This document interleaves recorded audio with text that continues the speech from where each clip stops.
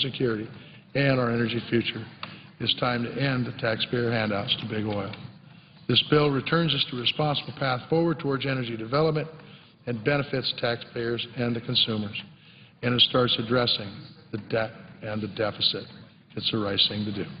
And with that, Mr. President, I yield the floor and suggest the absence of a quorum. The clerk will call the roll of the Senate.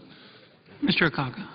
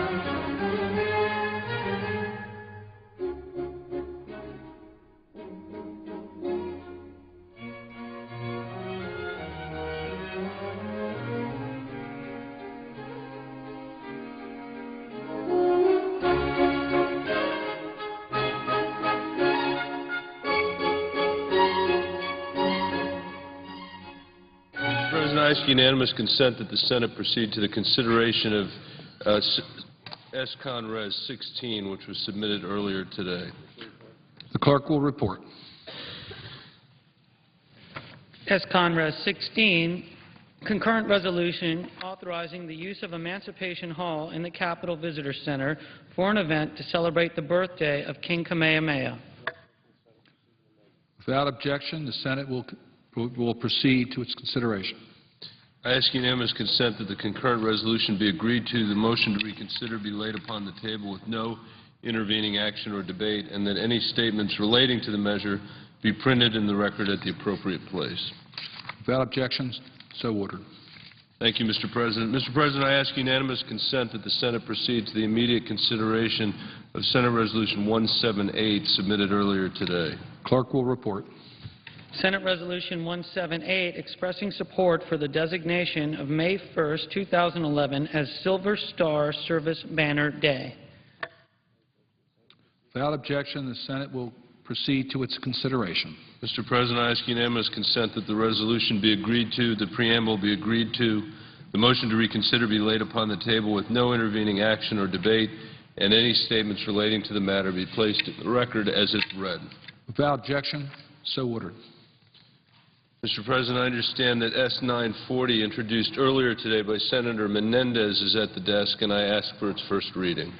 The clerk will report. S-940, a bill to reduce the federal budget deficit by closing big oil tax loopholes and for other purposes.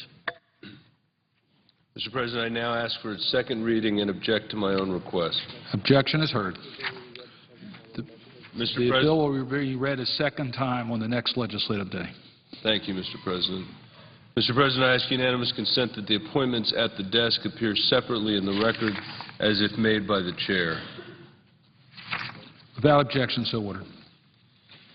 Mr. President, I ask unanimous consent that when the Senate completes its business today, it adjourn until 9:30 a.m. on Wednesday, May 11th, that following the prayer and pledge, the journal of proceedings be approved to date, the morning hour be deemed expired, the time for the two leaders be reserved for their use later in the day, that following any leader remarks, the Senate proceed to a period of morning business for debate only until 2 p.m., with senators permitted to speak therein for up to 10 minutes each, with the first hour equally divided and controlled between the leaders or their designees, with the Republicans controlling the first 30 minutes and the majority controlling the next 30 minutes, and that following morning business, the Senate proceed to executive session under the previous order.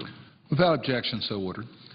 Mr. President, there will be a roll call vote around 3 o'clock p.m. tomorrow on confirmation of Executive Calendar number 44, the nomination of Arenda Wright Allen to be a district judge for the Eastern District of Virginia. Mr. President, if there is no further business to come before the Senate, I ask that it adjourn under the previous order. Without objection, the Senate stands adjourned until 9:30 tomorrow morning.